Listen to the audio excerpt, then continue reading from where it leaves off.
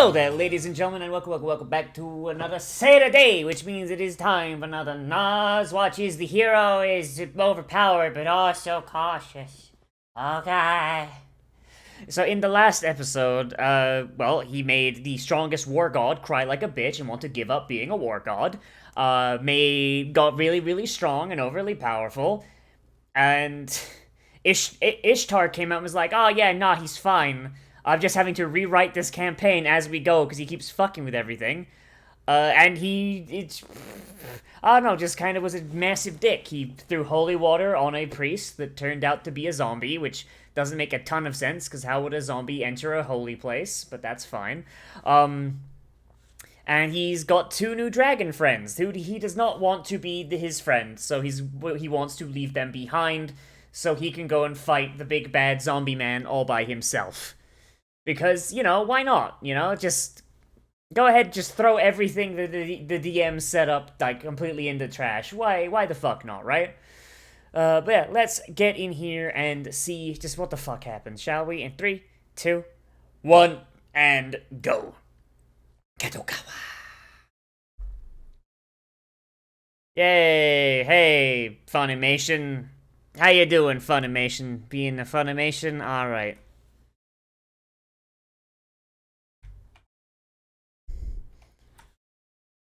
My man, you are fighting the second boss! The second boss! Surely shit would be scaled at least.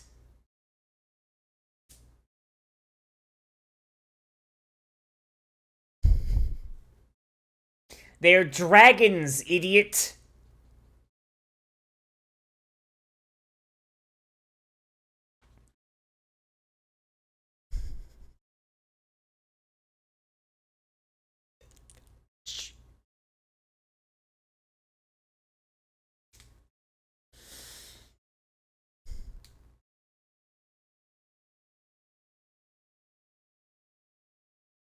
Man, it's like, seriously, this is just...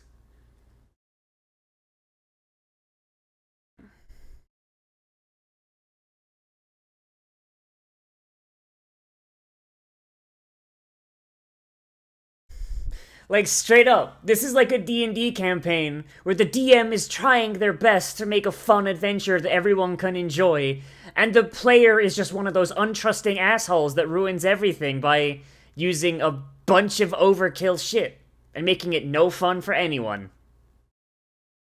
I'm not bitter. Oh no, if the D&D group sees this, oh god, oh fuck.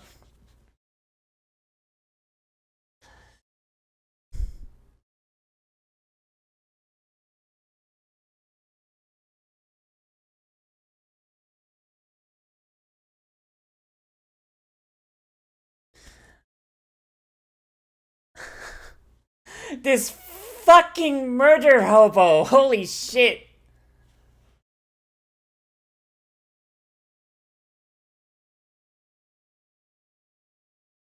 The special move is I will give you 200 gold to fuck off.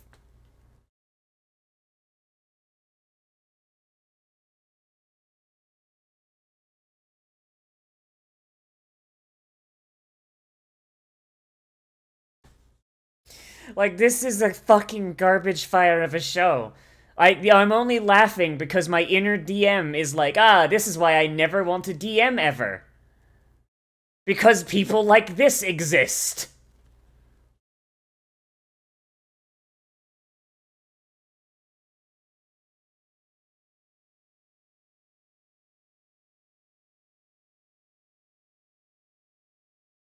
Although they are super thinking of that. They're gonna join you whether you want it or not.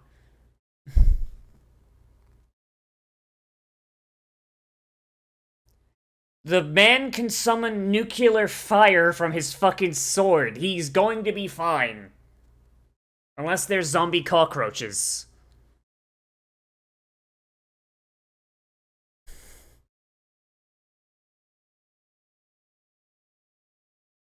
No, he just doesn't want them to come back as zombies and add to his enemy count.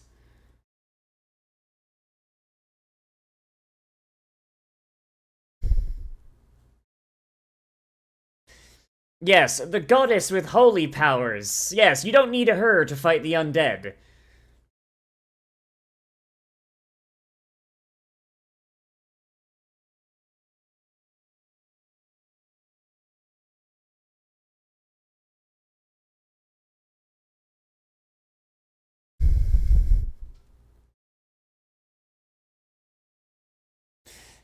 It's a big rubber stamp comes down and stamps no on her forehead.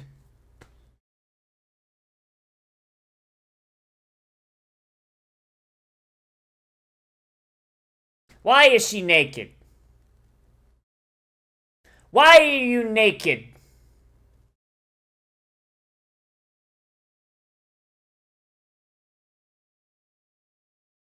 God, I gotta stop hanging out in my own Discord server, because anytime I hear Full Nelson now, I'm gonna think of the hand-holding channel.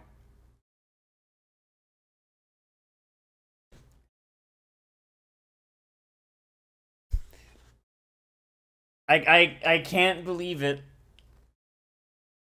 I can't believe it. He's taken all the feats to increase his movement speed.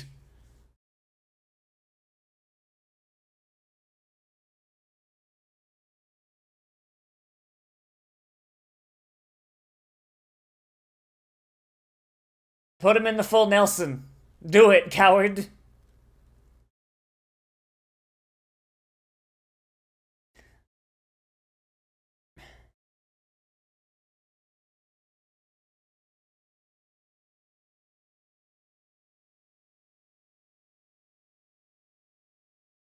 He's an asshole. Why are you even thinking along these lines? Like, if I was here, in her position, I'd be like, nah, I wanna send this gamer, back to Earth. Get this man the fuck out of here. Also, that's why you gotta wear sports bra, Reset. Goddamn. Fucking feathers came off.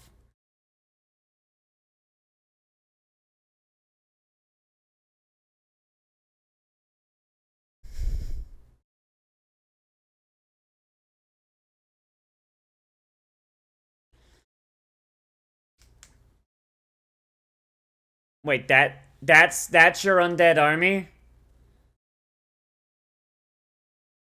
That doesn't even look all that impressive. There are real world armies that are bigger, more impressive, and better regimented than that.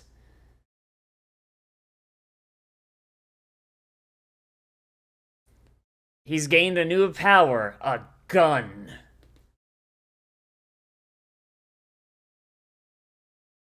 He's using meteor.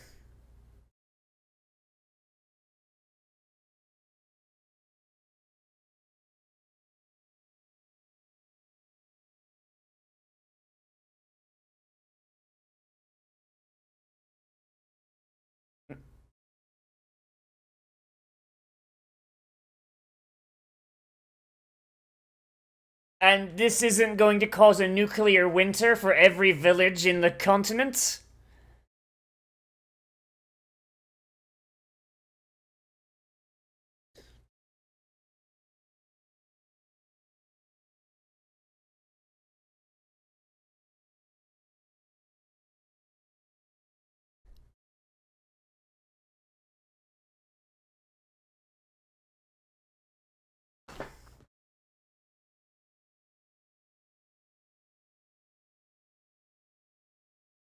So, why doesn't he just go to where the Demon King is and just drop this on his head? Yeah, why is that not a thing he's doing?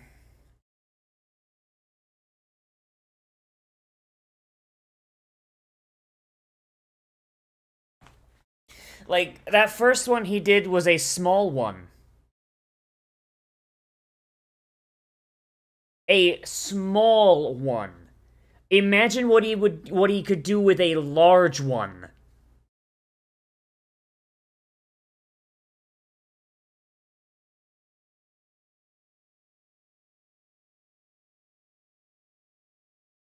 What the fuck? Okay, tell me. Tell me, why is this series not ended right the fuck now? Why have they not flown to the Demon King's palace and just dropped the biggest fucking meteor he can summon on his mansion? On his palace, or whatever the fuck it is. Y'all saying like, oh no, he can't just defeat the guy like this early on. Like, no, he fucking can.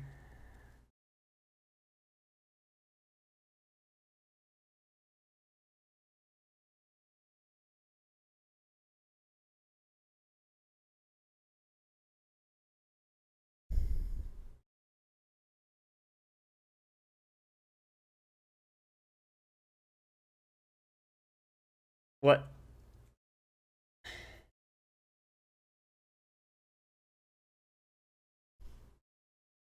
He just combined like 10 swords, right?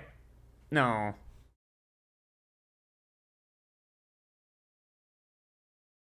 Okay, what did you use?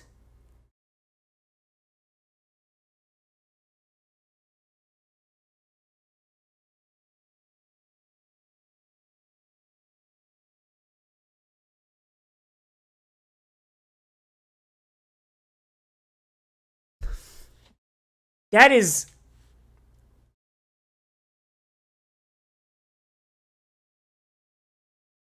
That is... vaguely rapey. Holy shit.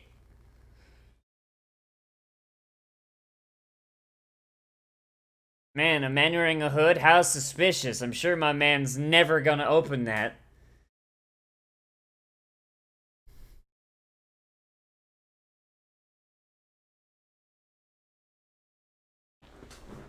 Oh man, I bet it's cursed.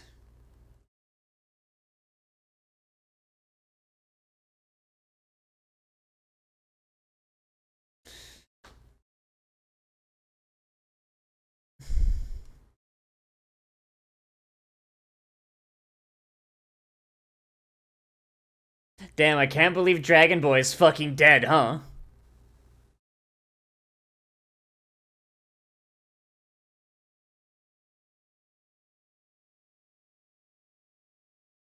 So that's our zombie bad guy?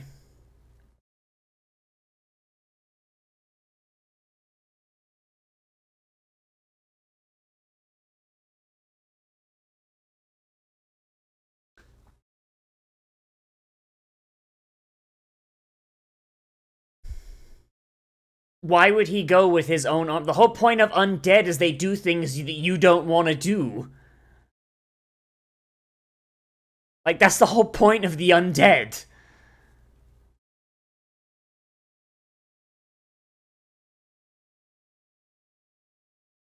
By killing the whelp?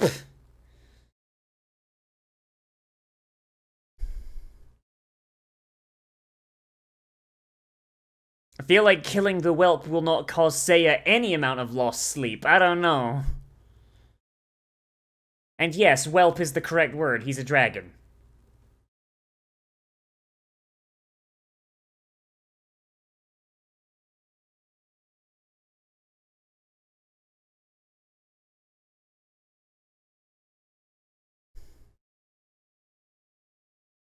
Don't feed his ego anymore. God damn it.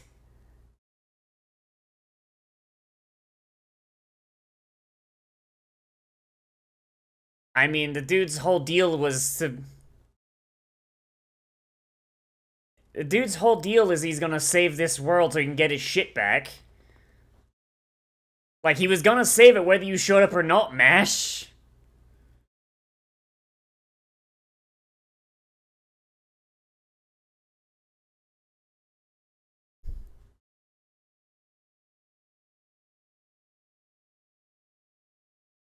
What?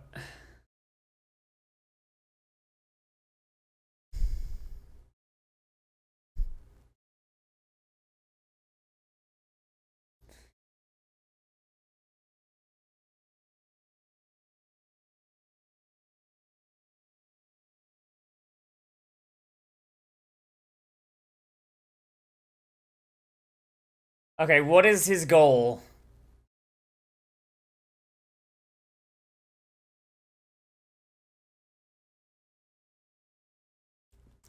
I'm sorry, what?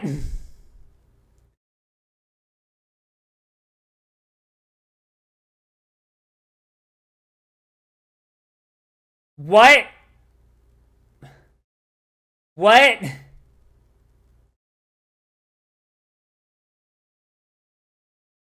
What?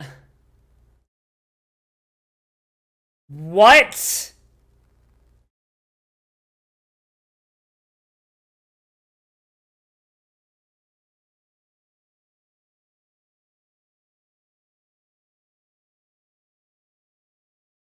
Okay, that was kind of cool. I'm not gonna deny that, but what the fuck?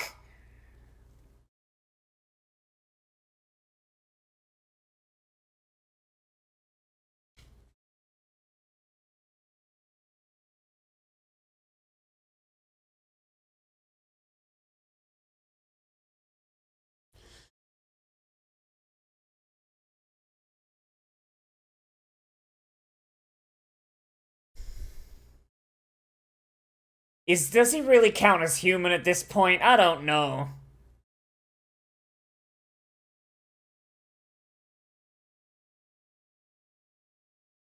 Damn, I can't believe my man's got a law degree as well.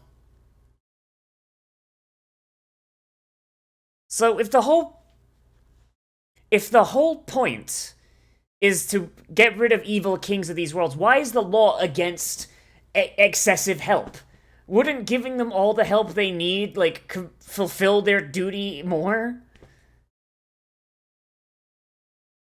That's a really silly rule. I don't know, Chief.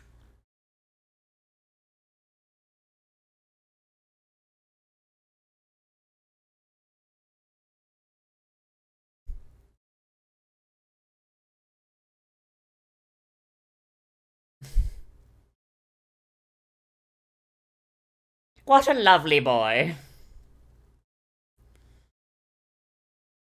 Fuck no, he hasn't! He's the same borderline sociopath he was in episode 1!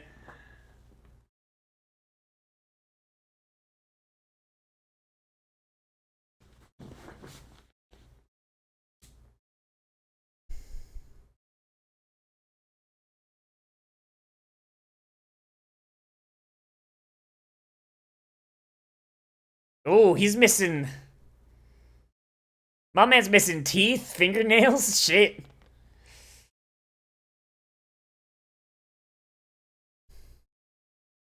Ah, he's doing fine. He'll be good.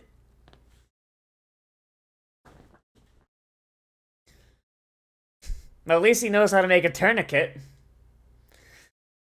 Conostando da.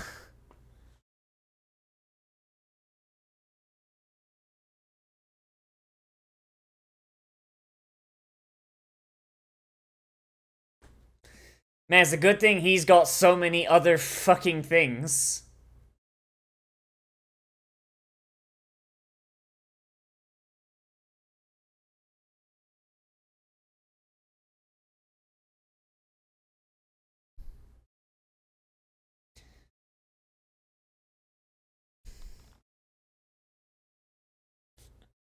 Hey, my man can dual spec, it's fine.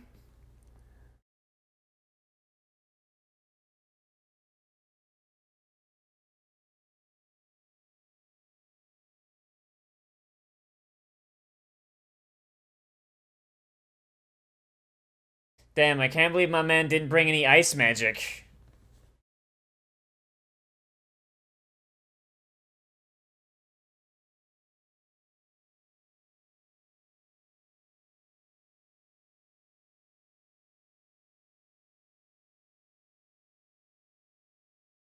Okay, why are you telling them that then? Why?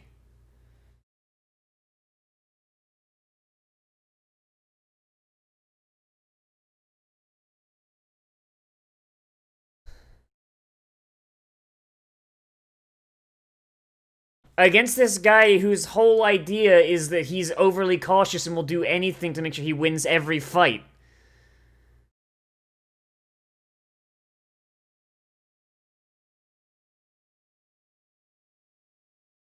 He's gonna pull something out of his ass and win.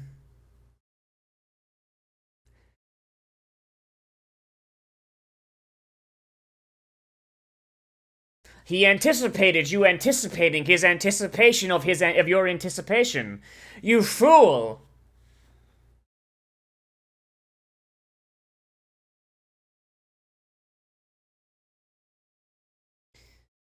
My man has spent probably multiple years at this point. My man has spent multiple years at this point from time dilation in the fucking hyperbolic time chamber. He's fucking, like... Why?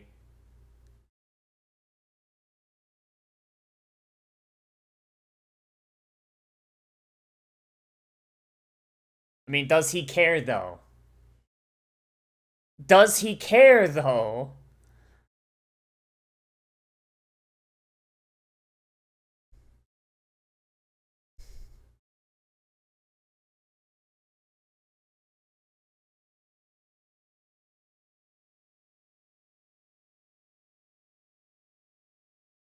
So he used all of his, so he learned how to do fists.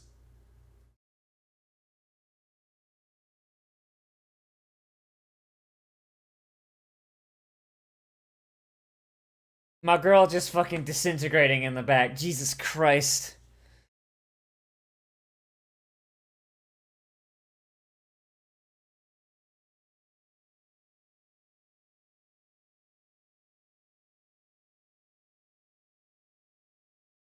Except he has Dio's power, apparently.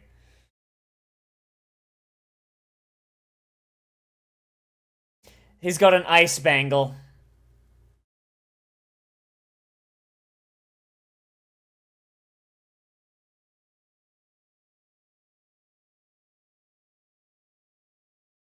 He got it off screen.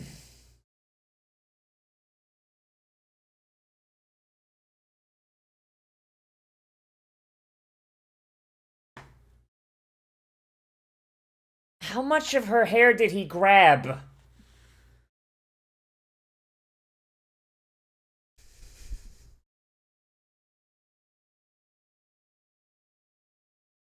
How much hair does she shed is probably the better fucking question. Holy shit.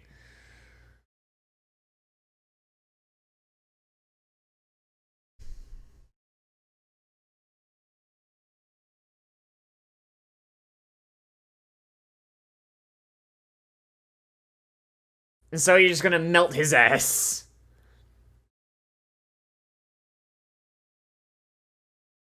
And Fyrus can't do anything because it's frozen. There you go.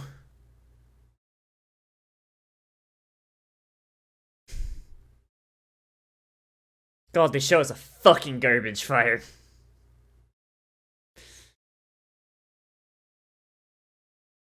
Because he's better than you. That's the whole gimmick. This is an overpowered power fantasy bullshit thing. Except the power fantasy is for people that are assholes.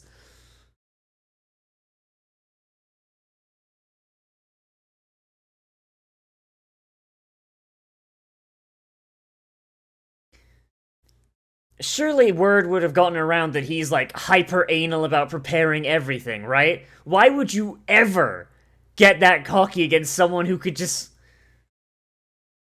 Like, he beat one of the fucking big boys. Like, straight out the gate, functionally. Like, holy shit. Damn, my man screamed like a girl. Can't believe it. Oh... Yeah. Well, welcome to asshole D&D player the show. Like,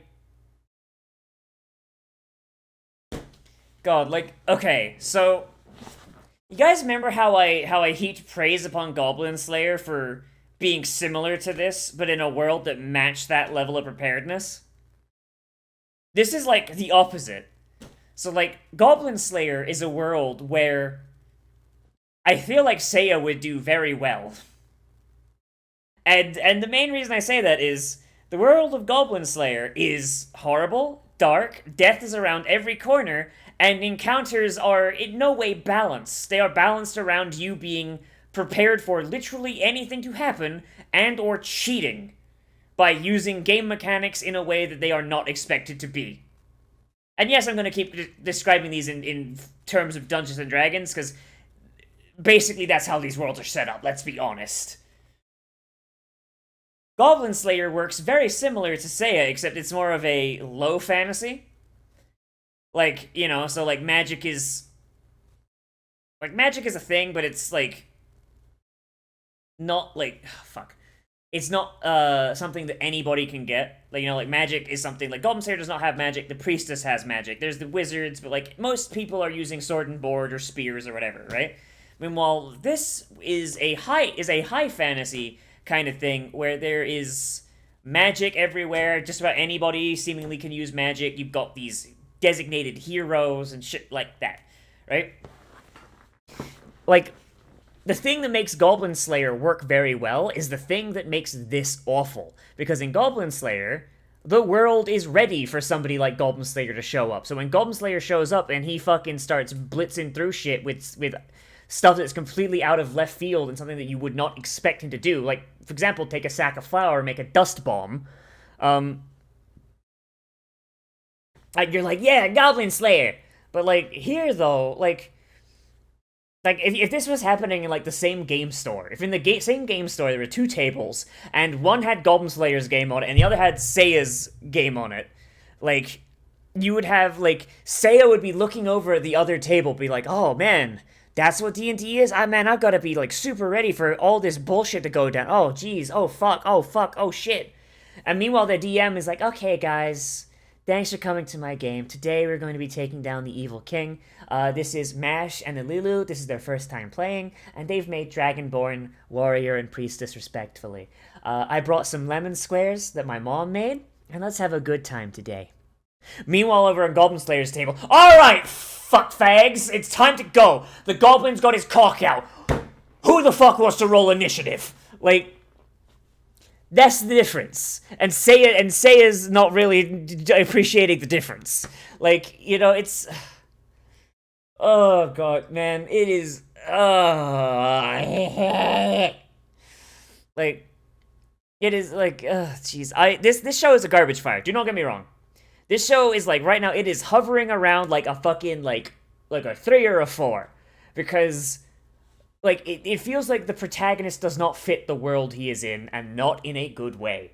Like, this feels like, honestly, it makes me feel bad for the bad guys. And that's not really something that I like. I don't like feeling that in a show where, like, the main thrust is, oh, we're saving this world from an evil king, and da-da-da-da-da-da, and it's like, my gamer just, like, could drop the fucking, like, thing that killed the dinosaurs on him. He dropped a small one that took up, like, less than a third of his fucking mana to do, and it killed 10,000 of them and nuked the fucking environment for miles around. There is, like, if he put all of his effort into that, there would be literally nobody on this world left to save. This is not fair for the fucking bad guys. And, like, and that's, like, a weird thing to say, but, like, for a show like this, you do need to have some sort of, like, threat, you know? Like, I had zero fucking like, it's like, they show Mash all tied up, like, fucking, like, oh no, his missing teeth and fingernails and all that. I had zero doubt that he was going to survive. You know why? Because Seiya exists. Like, Seiya literally just went like, oh, you sent this mirror so you could show us him getting killed with, like, without being able to do anything. Well, I've got this ability that I just now got. It allows me to cut anything I can see, even if it's just in a mirror. Fuck you. Okay, let's go to the hyperbolic time chamber and bully Ishtar, the god of gender fluidity, transgender people, and fortune telling. Just have her tell us where he is. Okay, cool. Oh, you're gonna tell me how to beat your guy? Okay. Oh, cool, I saved the dragon. Neat.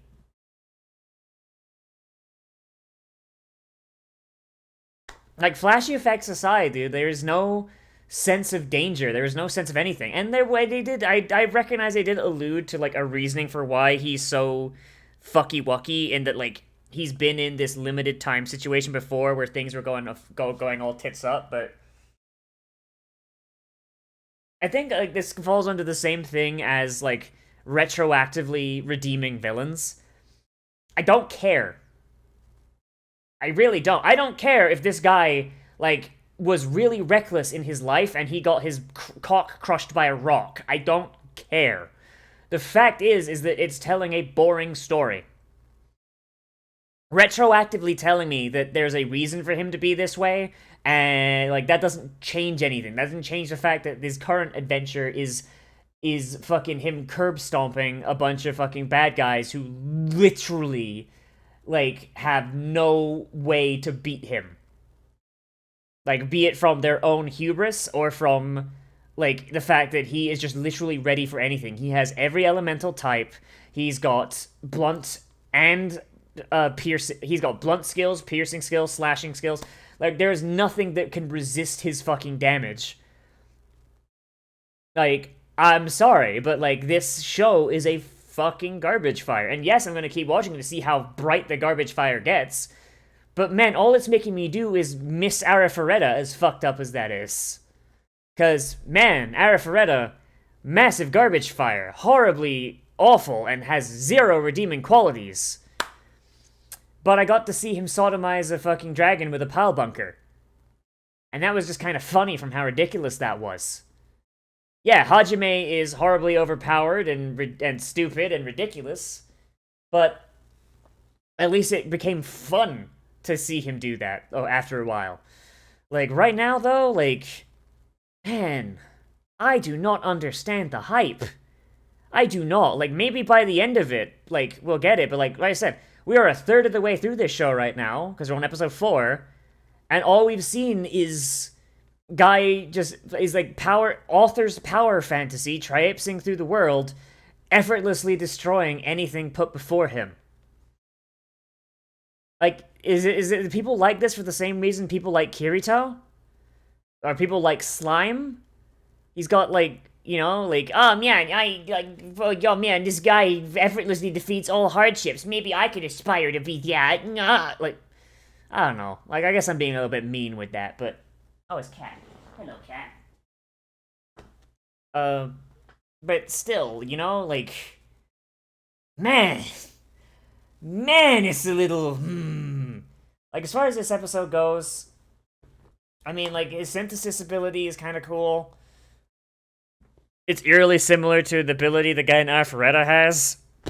Like, the twist of, like, how he dismantled everything that guy did would be pretty cool if we actually saw him, like, sit down and plan it out.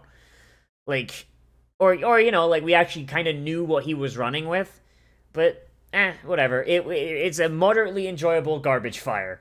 And I'm going to enjoy tearing it down and making fun of it the entire way through. Or at least till I get bored, at which point I'll switch it out with something else. Yay. Here's hoping this doesn't come back to bite me like doing that for Gate did. To the point where I had to completely unlist all of those videos, because, man, I was getting real tired of those death threats. Yay. But that's really all I gotta say about this show, so let me know what you thought of this down there in the comments. Whether you like this episode, you dislike this episode, or you've got something to bring up down there in the comments. Who knows, maybe I missed something. Let me know down there. So, yeah, as always, I am Nozz. I'm going to like, comment, favorite, subscribe, share on social media, tell your friends, hit the share button down below. And if you want, you can always support me on Patreon or join YouTube membership, whatever. The Patreon link is at the end card on the list of all the people to keep the show up and running. And also down in the description in case that annotation breaks, because sometimes it does. Yay. Those of you that do support me on Patreon, thank you a whole bunch. Like, literally, still on the job hunt right now. Man, it's real great to wake up every morning for 10 job rejections from Indeed on your email inbox. Yay! Hooray for the fun times we live in. Fuck. But whatever. It's what we're all living through. So, fuck it, I guess. But yeah, so I'll see you guys in the next video. But most of all, we've all become a trash mammal today. and I will see you a rune